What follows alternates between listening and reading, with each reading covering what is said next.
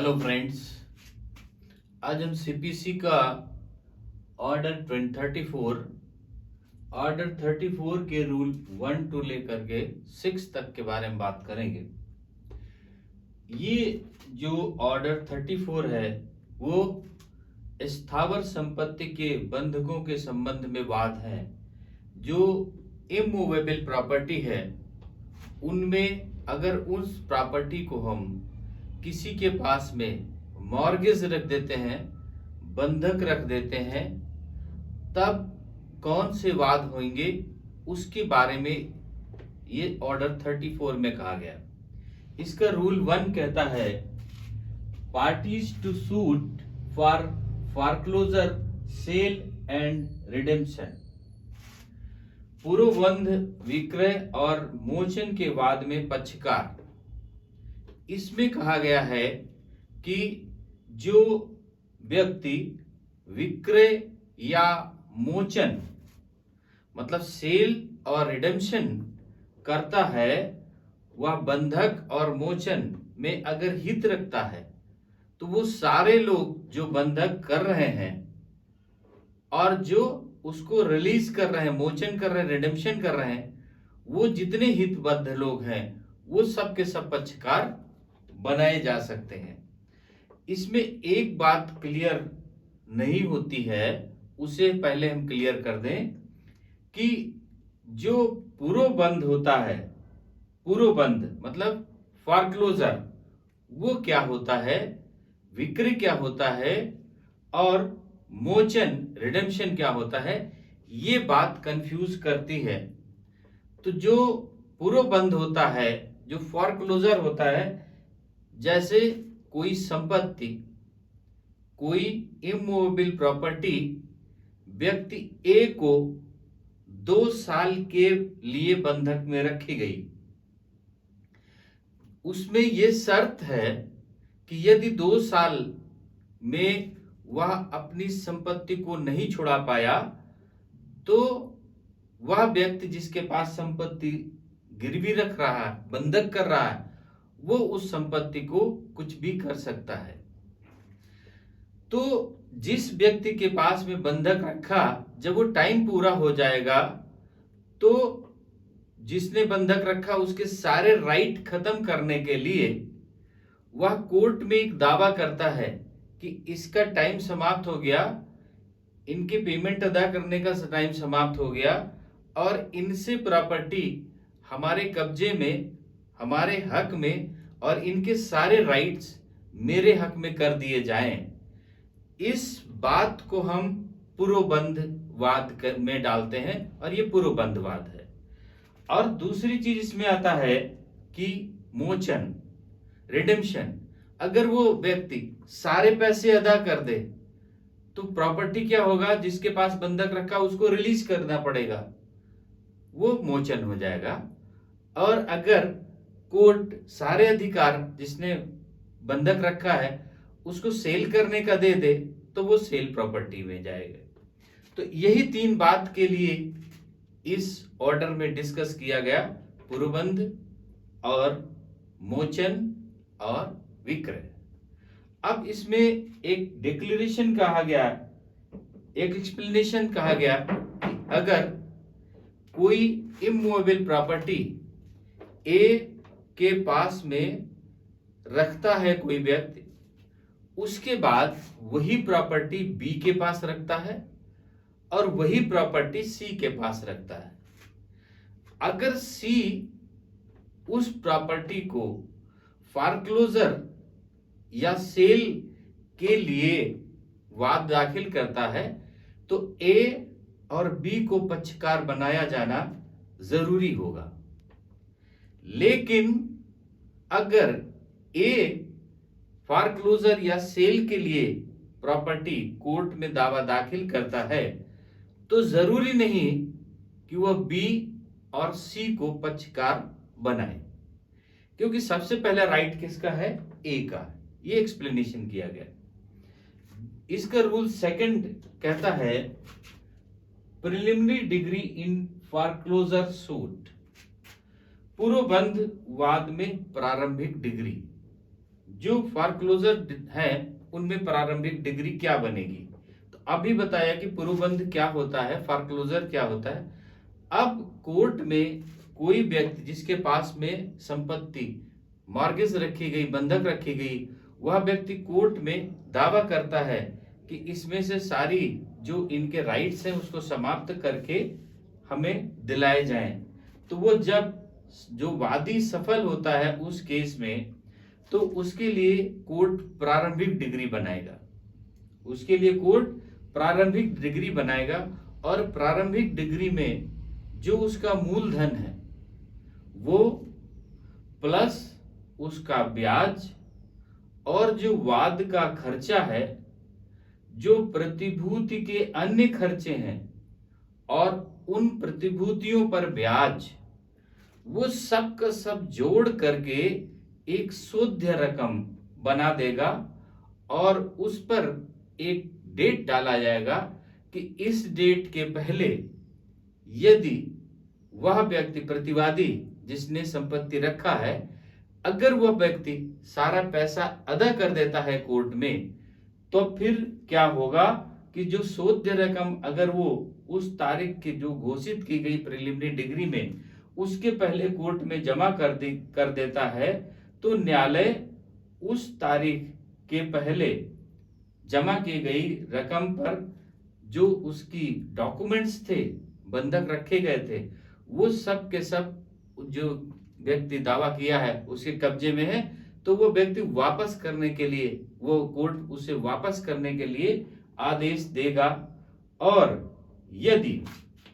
उसके पास में उसकी संपत्ति है तो वो भी उसे वापस करने के लिए और उसका कब्जा प्रतिवादी को देने के लिए कहेगा, यदि वादी के पास कब्जा भी है। तब अगर डेट फिक्स के पूर्व सपोज करते वो रकम को नहीं अदा कर पाता है, तब क्या होगा। ये तो हो गया कि रकम अदा कर दिया तो सारा मामला सुलझ गया और उसने उसको वापस कर दिया, सारे डॉक्यूमेंट्स, प्रॉपर्टी को और कब्जा को। और अगर नहीं जमा कर पाया तब फिर क्या होगा, प्रतिवादी के सारे राइट्स जो उस संपत्ति पर थे, कब्जा मान लो है यदि,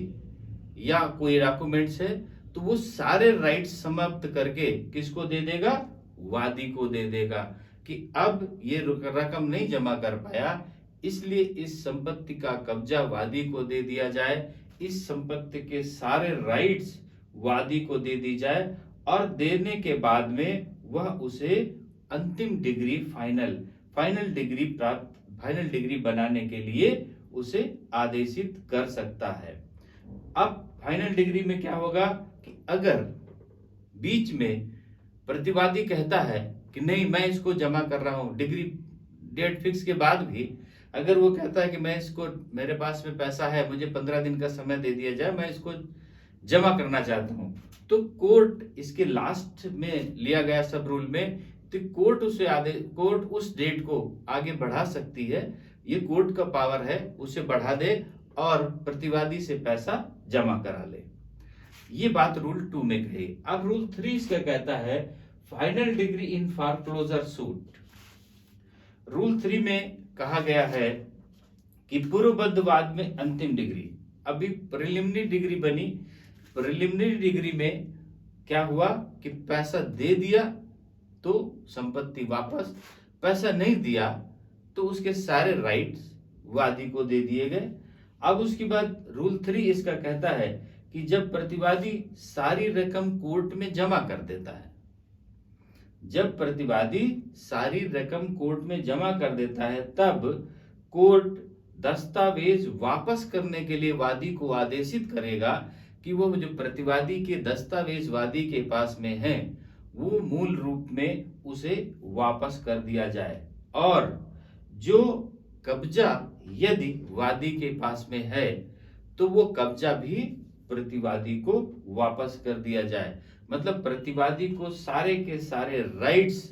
वापस हो जाएंगे जो बंधक में दिए गए होंगे वादी को, वो सारे राइट्स प्रतिवादी को वापस हो जाएंगे। और यदि प्रतिवादी मतलब जिसने बंधक किया है संपत्ति, वो अदा नहीं कर पाता है रकम को, तब फिर कोर्ट क्या करेगा, एक डेट फिक्स करके वही बात करेगा, उसमें आदेश पर जारी करेगा कि इसका कब्जा वादी को दे दिया जाए, क्योंकि उसने पैसा नहीं जमा किया, वादी को दे दिया जाए और सारी जो उसकी जो सारे राइट्स हैं वो वादी को दे दिया जाए। और ये करते हुए उसकी अंतिम डिग्री पारित करेगा और अंतिम डिग्री उसकी पारित, उसके सारे दायित्व वापस कर दिए जाएंगे, किसको, वादी को दे दिए जाएंगे और अंतिम डिग्री उसकी पारित कर दिया जाएगा और संपत्ति से प्रतिवादी के सारे राइट्स खत्म कर दिए जाएंगे, उन्मोचित कर दिए जाएंगे। तो ये बात रूल 3 में कही, जो रूल 2 का पार्ट था उसमें भी और रूल 3 में भी। अब इसमें रूल 4 कहता है preliminary degree in suit for sale. अभी फॉर क्लोजर के लिए प्रिलिमिनरी डिग्री बनी थी, अब सेल के लिए प्रिलिमिनरी डिग्री बनी। तो अब क्या हुआ कि फॉर क्लोजर में वो संपत्ति के सारे राइट्स किसके पास आ गए, जिसने बंधक रखा था। अब वो बेचने के लिए कोर्ट में केस फाइल कर रहा है कि उसको वो जो संपत्ति जिसमें सारे राइट्स किसको दे दिए गए, वादी को दे दिए गए, अब सेल के लिए राइट्स वो मांग रहा है। तो रूल 4 में कहता है विक्रय के लिए वाद की प्रारंभिक डिग्री। अब सेल के लिए प्रिलिमिनरी डिग्री बनेगी। सेल के लिए क्या होगा, यदि वादी, फिर वही बात है कि अगर वादी सफल हो जाता है, मतलब जिसके पास संपत्ति रखी गई, जिसके पास में मार्गे से रखा गया, बंधक की गई संपत्ति, अगर वो सफल हो जाता है, वो सफल कब होगा, जब वो पैसा पूरा नहीं दे पाया होगा और कोर्ट में ये सिद्ध हो जाएगा कि नहीं, ये पैसा नहीं दे पाया है और नहीं दे पा रहा है, इसलिए वादी के हक में आदेश हो जाएगा। और वो आदेश होने के बाद में पैसा नहीं जमा कर पाया, तब कोर्ट प्रिलिमिनरी डिग्री पारित करेगा। उसमें रूल 2 का सब रूल 1 के पार्ट का खा गा का सब रूल 1 के अनुसार अंतरित करने का आदेश देगा। उसमें क्या है कि सारे राइट्स उसको दे दिया जाए, मतलब डॉक्यूमेंट्स उसको दे दिया जाए, पोजीशन ना हो तो पोजीशन दे दिया जाए, ये सारे राइट्स अभी जो पहले जस्ट डिस्कस कर चुके वो सारी चीज हो जाएगा। और उसे ये भी राइट दे देगा कि वो विक्रय का हकदार होगा। लेकिन कैसे विक्रय करेगा, उसके लिए अपना पैसा वादी से लेने के बाद, अब कैसे विक्रय करेगा कि जब वो पैसा जब विक्रय करेगा संपत्ति को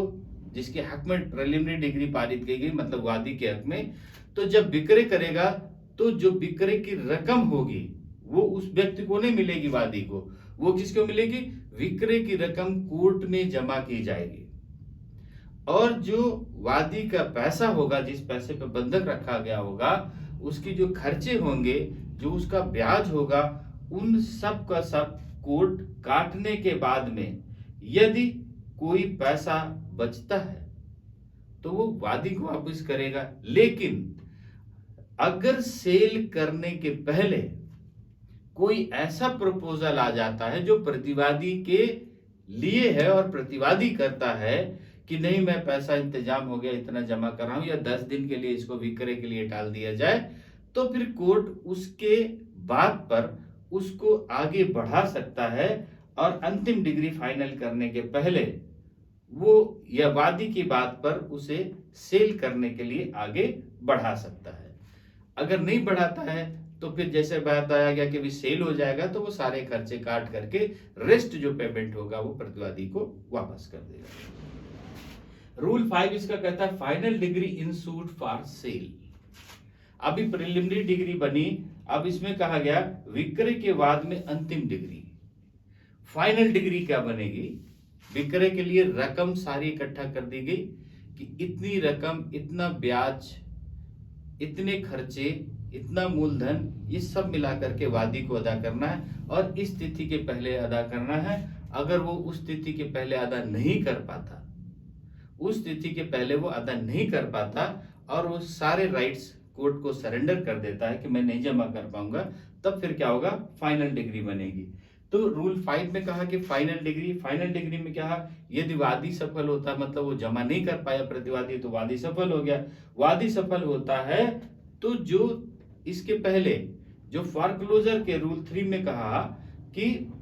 रूल 5 के रूल 4 के सब क्लास 3 में कहा कि विक्रय की पुष्टि के पूर्व किसी भी समय प्रतिवादी अपनी शोध्य रकम को जमा कर सकता है, और तो प्रतिवादी के आवेदन पर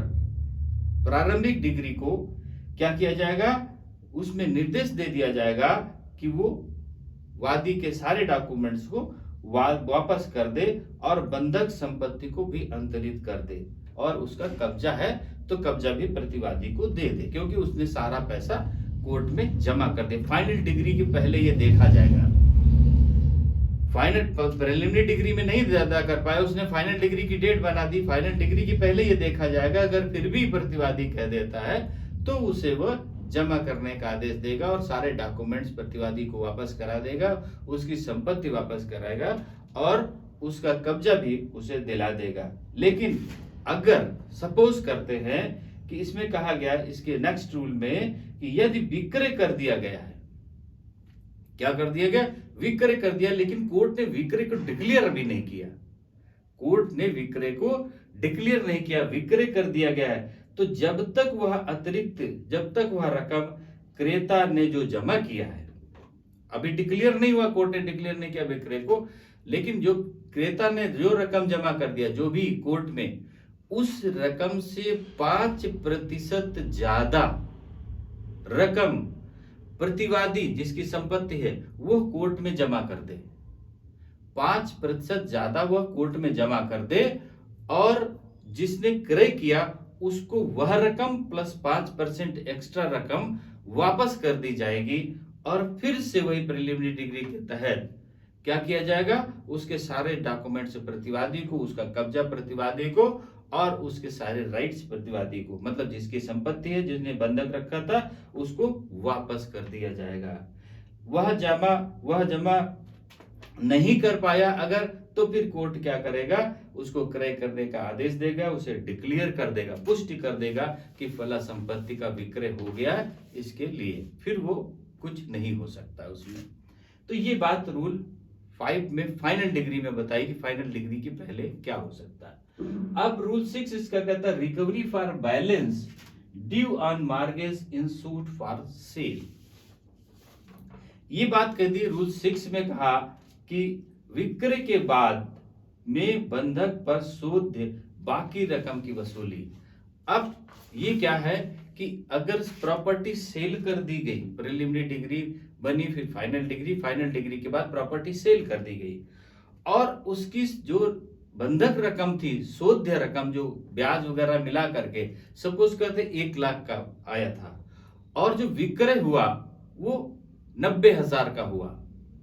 और 90,000 कोर्ट में आए, कोर्ट में सारे पैसे काटने के बाद में जो वादी था, जिसने संपत्ति को गिरवी रखा, जिसने मार्गेज किया था, उसको 90,000 रुपया वापस हो जाता। तो अभी उसका कितना बाकी था, 10,000 रुपया बाकी है।